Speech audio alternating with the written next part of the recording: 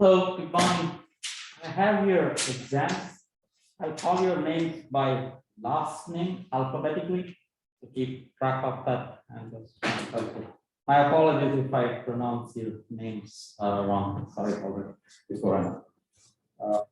Caitlin Bosch, Paul Blazier, Ian Kaufman, Michaelia Dees, Zach Edwards. Can you come down, please?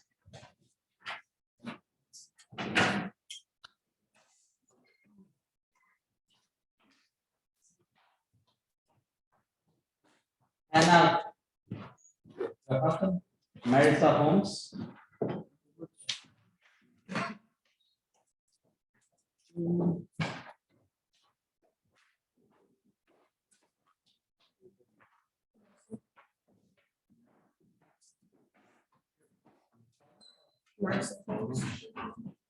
Yeah.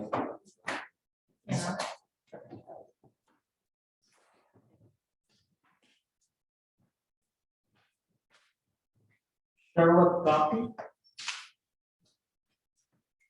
David Phillip, Drew Kibler, Amanda Kitchens, Isai Martin, Laura Robbie,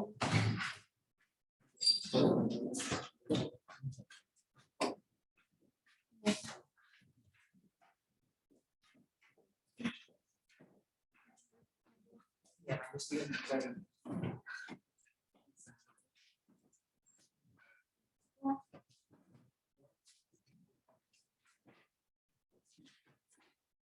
Maria Sanchez, Greg,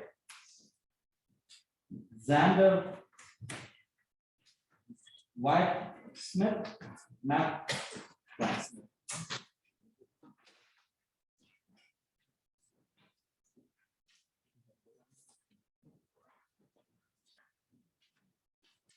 Matthew Snockett, Cassandra Lahey, Nicholas Shores, Wells, Hannah Walsh,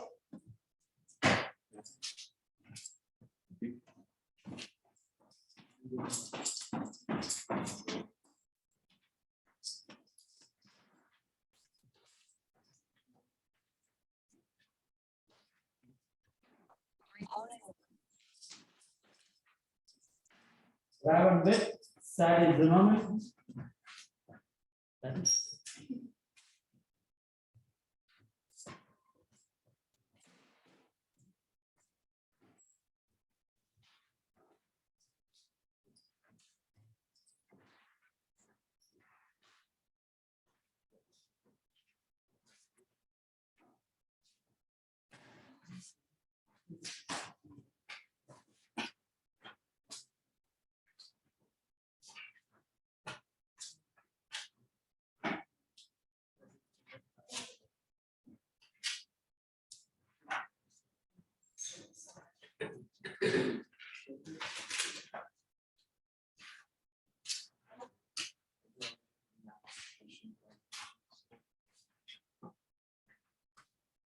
The averages were the following.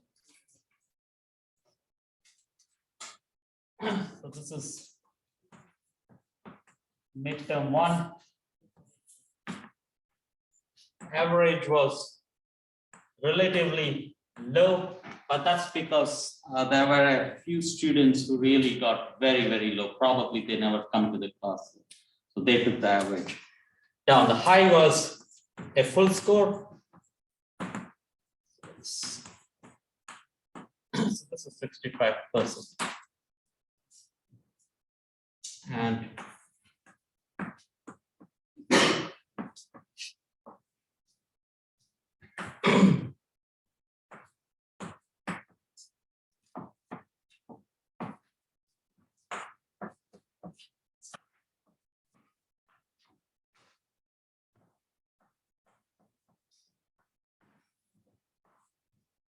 so that's 24 students.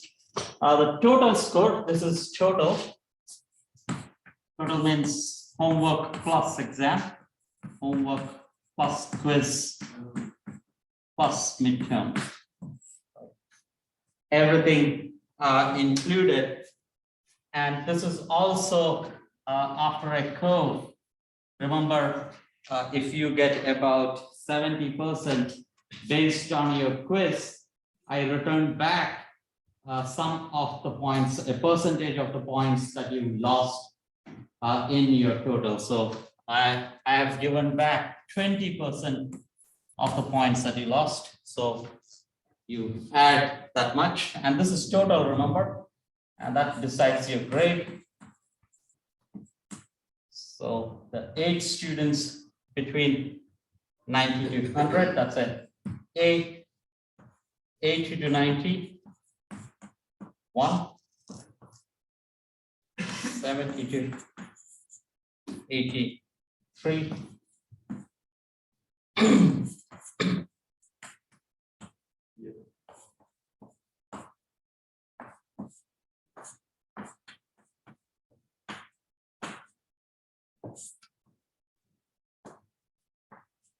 In the averages are not a good representation because I feel there are good number of students who are probably not participating in the course. Otherwise, that's your distribution. This is all available for you on D2L. Also, you should be able to click and see the distribution for each exam or each homework if you're interested in knowing what it is. And yes, please.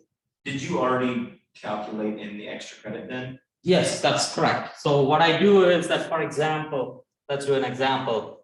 Let's say you had 60% to begin with total. So that's your total. Correct. And let's say in that total, quiz amounts to about 0.8, let's say. That means 8 out of 10. You have an average of 8 out of 10 in the quiz. Most of those who are serious, they should have full points in the quiz. So what I do is I start with 60 and I decide to return back whatever you lost. That means I can give you back 40 points, but instead that's your 0.20. So I decide to give only 20% of that. So that's 0.20. But then you also say that, okay, if you want to get the full points, you need to have full points in the quiz. So I also multiplied by that 0.8. So, right. So if you get full points in the quiz, then you get everything that I return back. But if you don't do good in the quiz, for example, if you have 0 in the quiz, then you don't get anything, which is just a small, simple measure of my saying that, okay, if you're doing the quiz, then that means you're participating in the course. Okay. Right. And that's already been calculated? Yes, that's already done. So that is what is called final calculated grade in your. This gets updated every time someone puts the grade in your D12. So that's your 60. And then there is a adjusted. This is the only thing that I do. Adjusted I think it's called calculated grade. And this will come out to be, let's say that's 40. So 2 into 4, that's 8. So that's about 6.4, I think. So that's 66.4. So this will be 66.4. Yeah. That's correct. If you are low score, like if you are in 60s, then you get a significant 6 points. But if you are in the higher, let's say if you have 90 already, then you get very less because you have only 10 points to earn, and then you get 20% out of. If you're 90, then probably you'll get 2 points from whatever curve I'm doing. If you're on the lower end, then you get a lot of points. Is that clear? Questions again? Did I clarify? Yes, please. The final calculated grade is your overall grade of the class. That's correct. This is what decides your A, B, C, D. That's your score. Yeah. So this is what you want to aim for. Yes. So that will get updated with every midterm. Every midterm. So this I have to. So this one gets updated all the time. Every time this is updated. But this one I have to personally, manually go and do that. I decide on this factor and then do that. So I do that 4 times in a semester, after every midterm. This time it was late. I took about more than a week to grade, but typically I get it graded quicker, and this gets done quicker. Is that clear? Reasonable? Okay.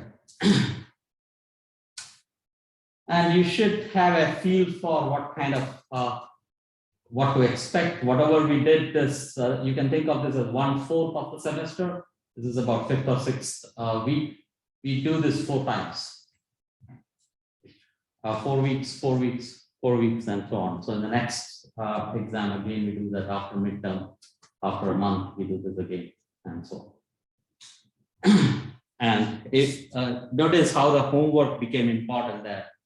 If you get homework, you get it immediately dilutes or increases your score significantly. So don't miss on the homework, don't miss on the quiz. That's key, which I have been telling you in the beginning. Okay.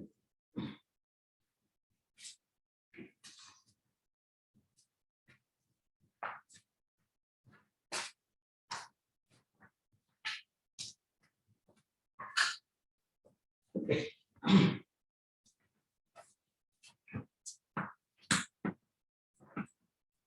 I posted a new homework that's due on Wednesday. We'll have another homework due, we just have not posted it yet, homework 6, expected on Wednesday again. So that's tentative, I'm not writing it. Expected to be so March 2nd, Wednesday. So this is tentative.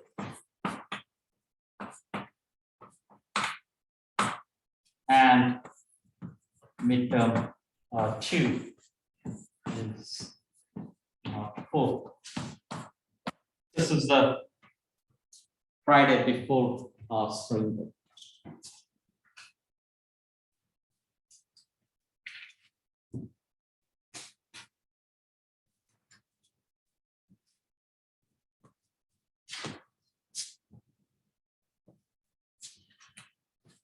I change the camera so that I don't forget it.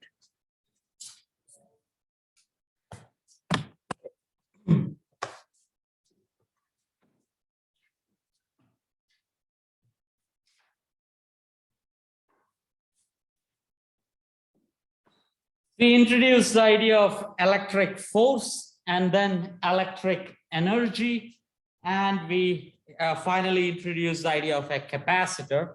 And it was based on the idea of electric potential.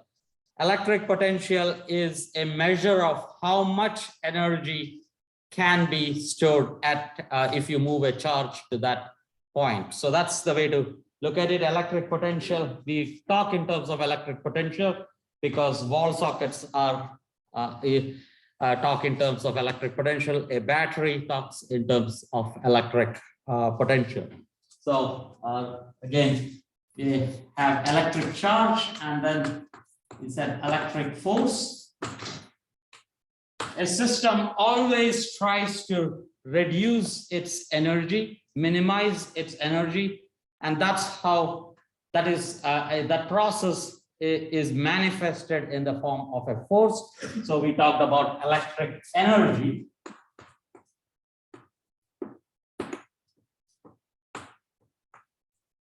And energy, of course, depends on how many charges participate in it. So if you want to remove that information that how many charges are actually participating in it, then you define what is called electric potential.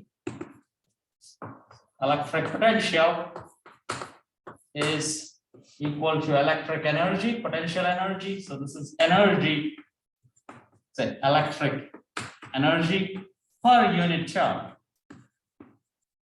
There are too many charges, so you want to talk in terms of how much per unit charge, and that's the idea of voltage. So this is measured in voltage. When you say you have a 9-volt battery or a wall socket is 110 volts, that's what we are talking about. It's energy per unit charge.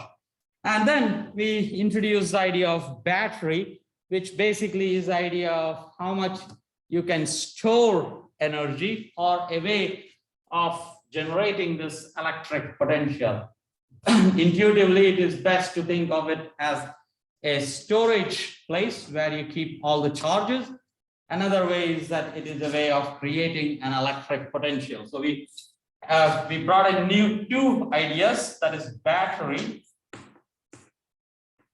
and a capacitor. They're pretty much the same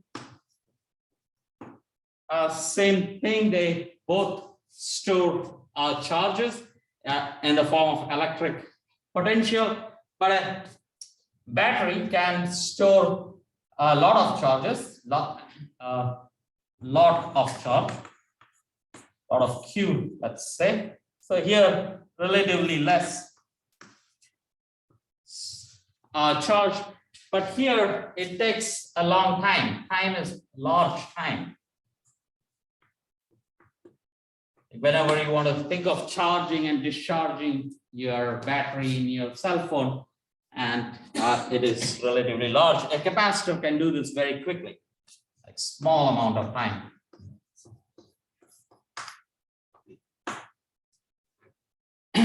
Both of them store charges. Let's say think of a capacitor. We will have a symbol for a capacitor that will be two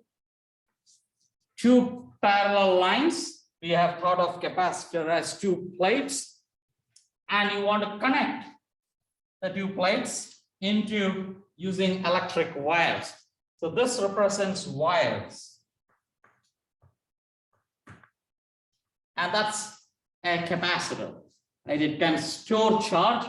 You can store plus charge on this side and negative charge on that side. Capacitor, they are identical metallic plates, so it doesn't matter which side is which, because you temporarily store charges in it. A battery, unlike a capacitor, is a chemical, it stores energy in the form of chemical energy, and you will have a positive and so the symbol for a battery will be one big line and one small one. Again, these two horizontal lines represent wires connected to a battery. A battery has a positive, since it's a chemical process, it is specifically, it knows that, or that is one of the plates is positively charged and one of them is negatively charged, because it comes from a chemical reaction, and that already decides which one is positive and which one is negative.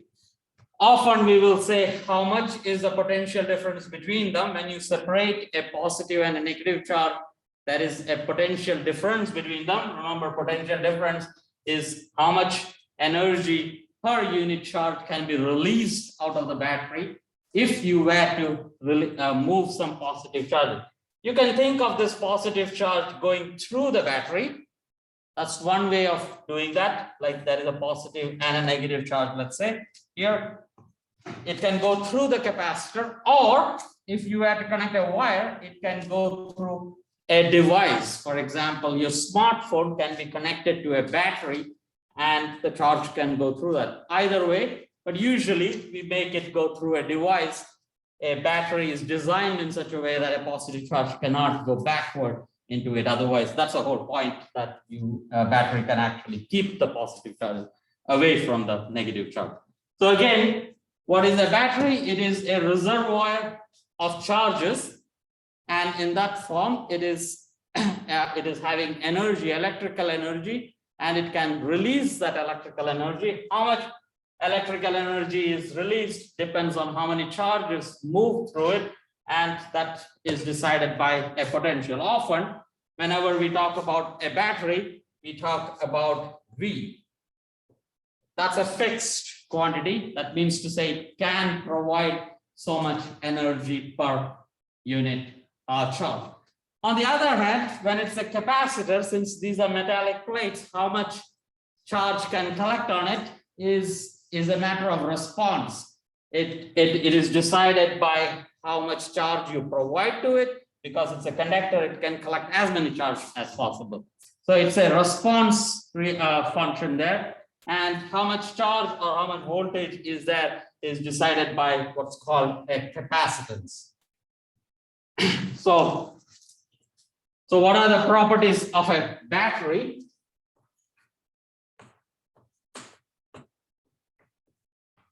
That is electric potential V. So if a V is example is the example is 9-volt battery. That's the only property you talk about when you have a battery. Whenever you say you want to go and buy a battery, you would say I want a 9-volt battery or a 3-volt battery. And it also matters as to how much power it can generate, but that depends on how much current you pull out of it. But battery itself is decided by its potential difference, and we will use the symbol V for that. So that's your battery, and then comes capacitor. Capacitor, unlike a battery, it responds to what is being done to it, how much voltage you provide to it, and how much charge you provide to it. So that is a property called capacitance. So this is capacitance, C. This is fixed. Right? This is fixed. When you buy a capacitor, capacitance is fixed. Same as here, V is fixed. You don't have a choice in there. You go to the market, buy a 9-volt battery, that's it. You cannot change it in a circuit of 3-volt battery. If you have a 9-volt battery, you have to work with that. Same thing with a capacitor. So yeah, a capacitor comes with its capacitance fixed. It is measured in farads. So this is measured in farad. So C is fixed, but what can you change on a capacitor? It is charge and the voltage. So you have the relation Q over C is equal to voltage. How much potential difference is there across a capacitor, and how much charge is accumulated in a capacitor is decided by what's its capacitance. And since there are two variables, you can change one to the other, and we will talk about how that happens. So this is Q and V are responses. By responses, I mean it depends on what you do. If you provide a higher voltage, it will collect more charges. If you provide a lower voltage, it will provide less amount of charge. So that's a response in that sense. So that's what we will try to control. We will provide the appropriate amount of electric potential and accordingly change the charge. You can also talk about how much energy is involved in there. So energy stored in a capacitor is half CV squared, or you can say this is Q squared over 2 times C. So this is energy. And in this context, always it's electric energy. That's sort of your a summary of whatever we have done, but we converted most of the concepts we learned into very simplistic variables. A battery stores electrical energy. Capacitor also stores electrical energy, but it depends on how much charge and voltage is provided to them. And remember, there are these symbols. So you go to the market, you buy a battery, and you can connect it to a capacitor, right? That's a simple thing you can do. So an example of an electrical circuit will be, I forgot to move it.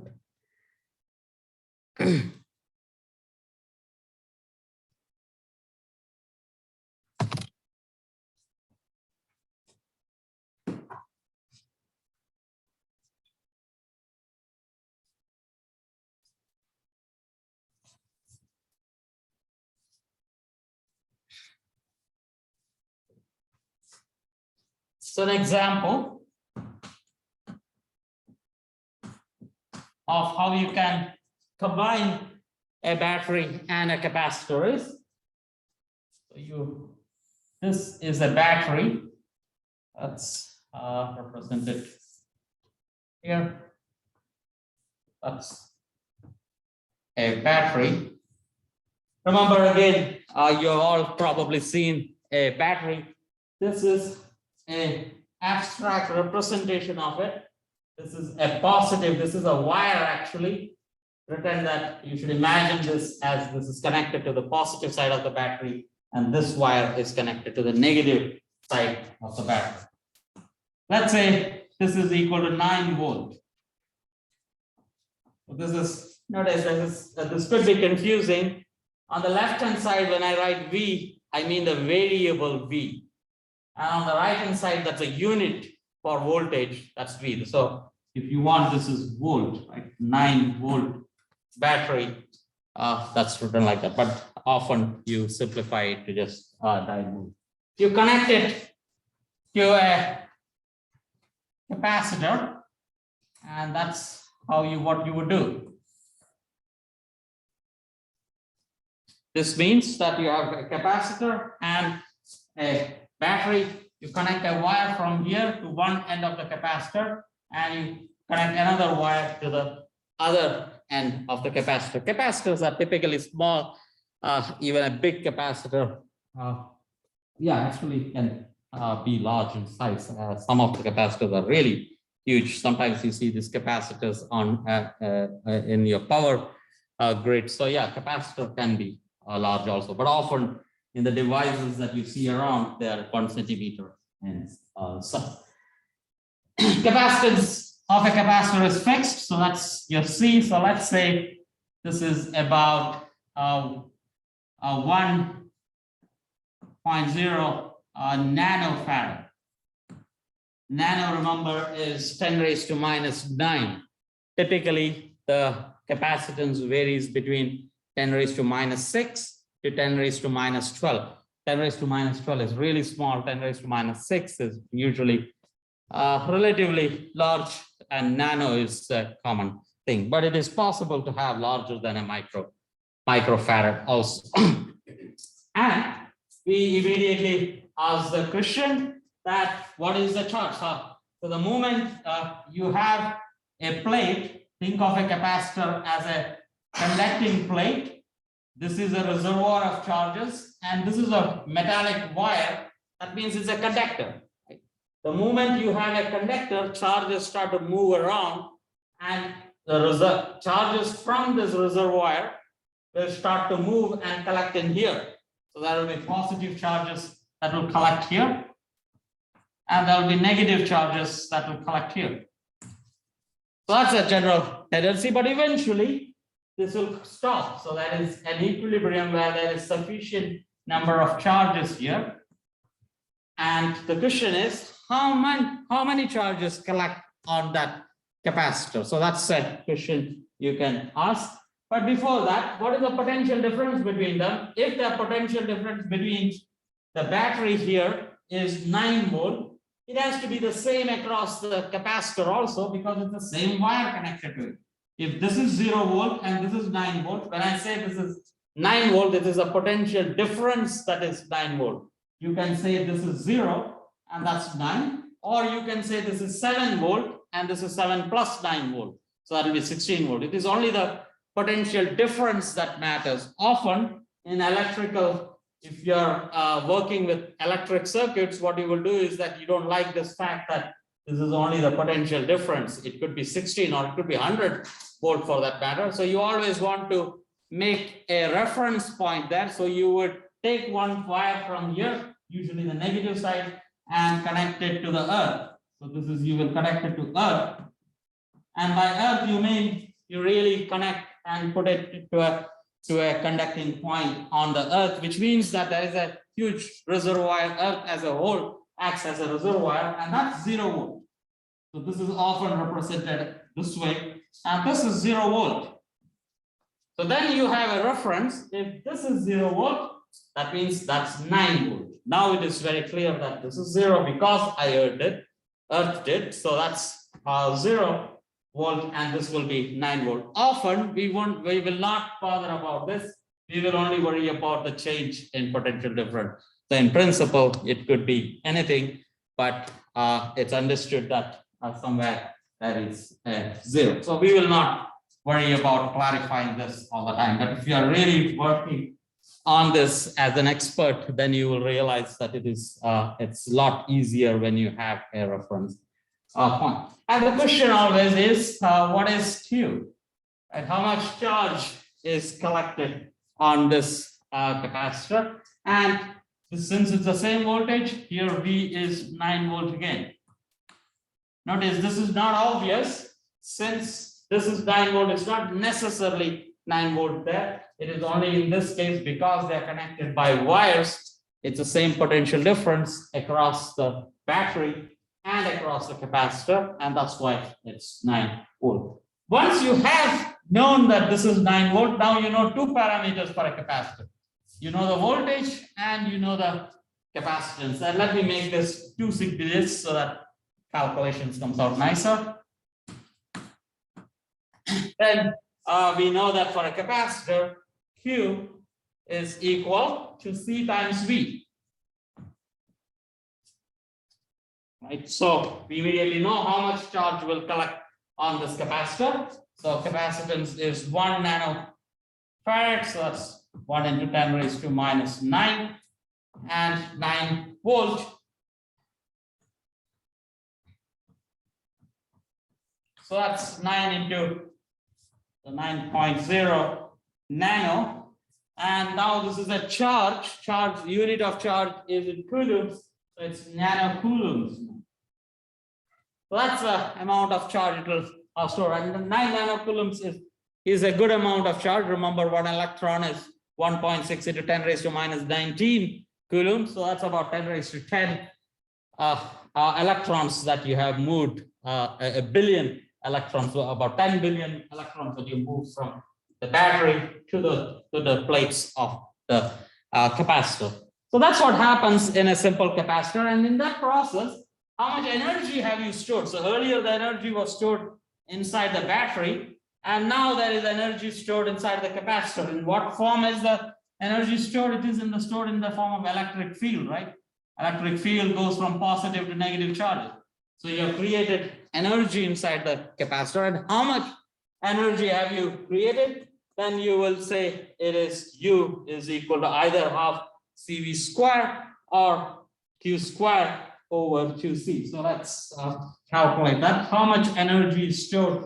So this is energy stored in C. More than stored, you have transferred the energy from the battery to the capacitor, and that's half CV square. That's half of C was 1 nanofarad and V was 9 volt.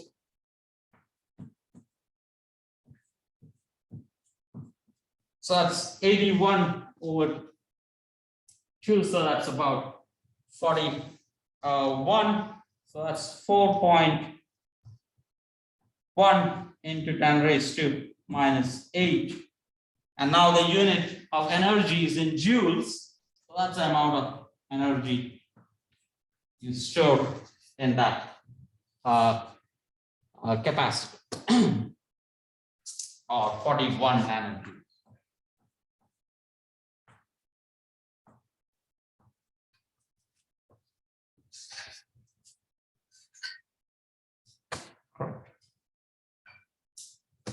Yes, that's a small amount of energy. Later on, I think it's there in your homework problem. In one of your homework problem, you calculate how much energy you spend in joules in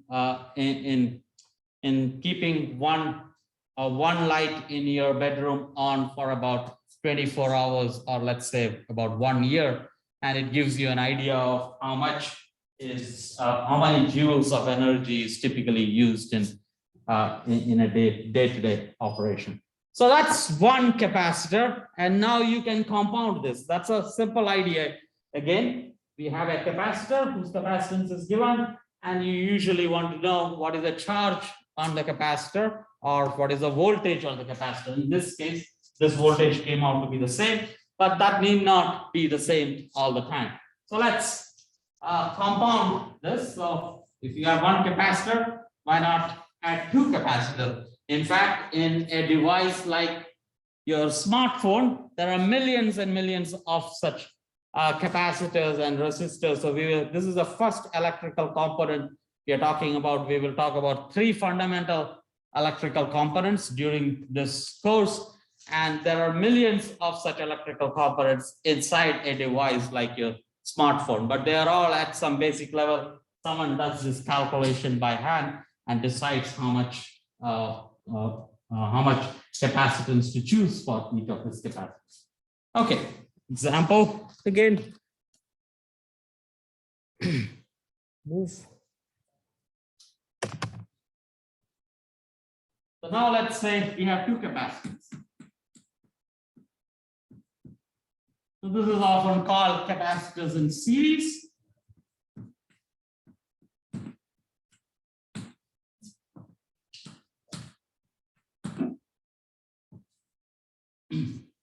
By series, it means you attach one capacitor to the next capacitor in the following form. This is a capacitor in series, two capacitors in series. And you connect both of this to a single battery. Let's say the voltage for the battery is, let's not take 9, calculations becomes easier when it is 10.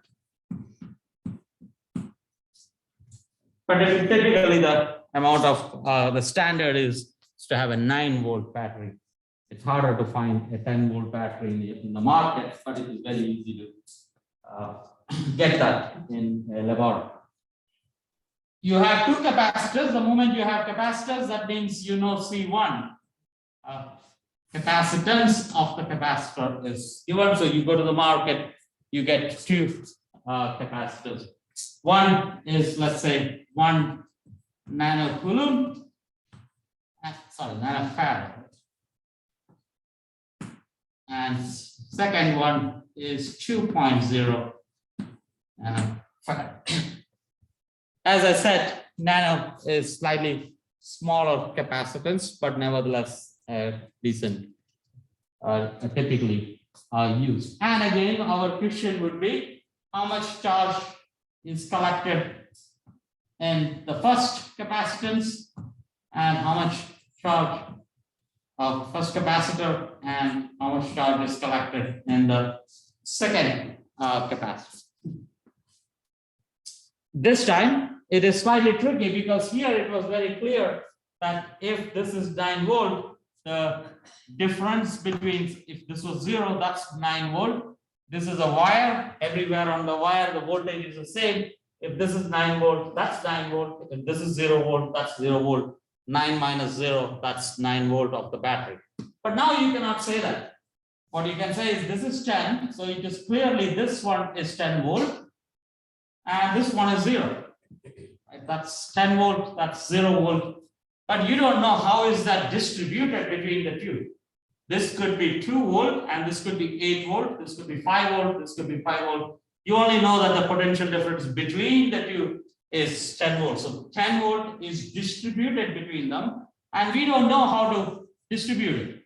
And so the question comes, what is V1, right? We don't know what is V1, what's the voltage potential difference between this, and we don't know V2 either. To begin with, we don't know V1, V2, Q1, and Q2. So we have to deduce what these quantities are. Clearly, we can say, because whatever is the potential difference has to drop in this and then drop again into this. One thing we can conclude is that V1 plus V2 is equal to 10 volt, or you can say V, which is 10 volt.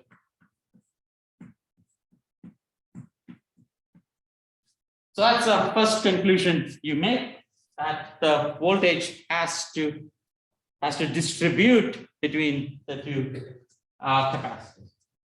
What about the charges? Now let's see what happens in this scenario. To begin with, you have two metallic plates constituting the second capacitor, two metallic plates constituting the first capacitor, and both are neutral. Right? These are metallic plates and you're not charged it before. So that's a neutral plate, and this, if you notice, physically is disconnected as it is shown in the diagram. That's a metallic plate. The moment you connect it with a wire, that whole piece is a metal, right? And that's neutral to begin with. And whatever charge you collect here, so if it is positive here, this will collect positive charge, and that will collect a negative charge. But these charges have to come from a neutral material. So that means you're polarizing this material inside. If there are negative charges there, the same amount has to go on that side. It was neutral to begin with. So if there are plus 9 coulombs here, that has to be, plus 9 coulombs here, minus 9 coulombs there. So that means to say that Q1 has to be equal to Q2. Q1 has to be equal to Q2 in this configuration, not always. Whenever you have two capacitors, doesn't mean that Q1 will be equal to Q2. In this capacitor configuration where you have connected to the two capacitors, one following the other, in that case, Q1 is equal to Q2. And the argument is that the piece of metal that's connecting one side of the capacitor and the other side is neutral to begin with. So whatever polarization you do, so one side should get the negative and the same amount should show up on the other other capacitor. So that's your statement in capacitors in series. The voltage distributes, charge remains the same on both. Later we will talk about capacitors in parallel, and that will be opposite. Voltage will remain the same there, and it will be the charge that will distribute. So that's it. We will have to wait until the next class for that. Now we would like to know what are these quantities, right? We still don't have enough information. We have one equation saying V1 plus V2 is V, which is 10 volt, but Q1 is equal to Q2, but we don't know how much this is. So there is not enough information in here. So for that purpose, we come up with a technique which is called an equivalent circuit.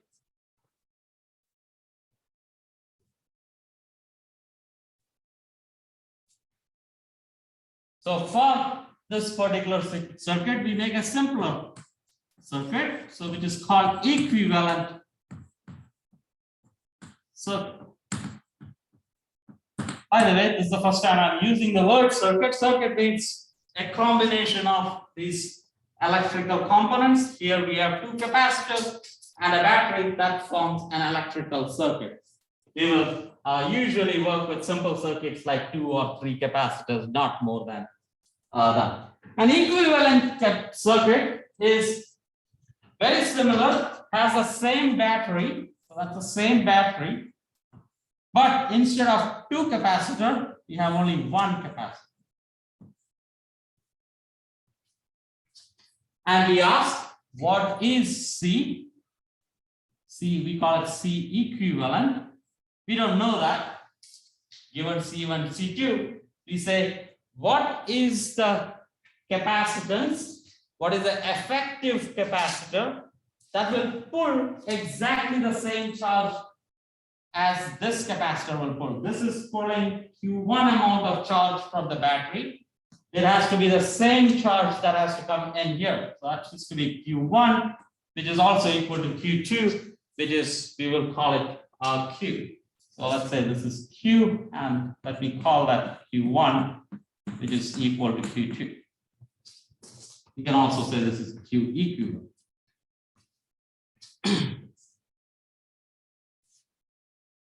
But now this is a single capacitor. We know what is its equation. So we know that Q equivalent over C equivalent is equal to voltage V, which is actually 10 volts. Let's do this immediately. Once we have this relation, we get V1 plus V2 is equal to V, right? That was your relation which said that the voltage has to distribute, but V1 is the voltage in this capacitor, which means that Q1 over C1 is V1. So that's Q1 over C1. Because each capacitor obeys the equation for a capacitor, and similarly Q2 over C2 is for the second capacitor. And what is voltage V? V is coming from the equivalent capacitor. We say that's Q equivalent over C equivalent. So again, what did I do? I started with the understanding that the voltage distributes, used the appropriate charges to get this. And now you notice that the charges cancel out. Q1, Q2, Q equivalent is the same. That was the definition here, that the equivalent capacitance is how much charge collects in here. And we learned that 1 over C1 plus 1 over C2 is equal to 1 over C equivalent. We'll come back and actually we will be able to calculate how much is your Q1 and Q2. Let me stop here. Let me not hurry and go through this. I'll come back and slowly go over it. Thank you.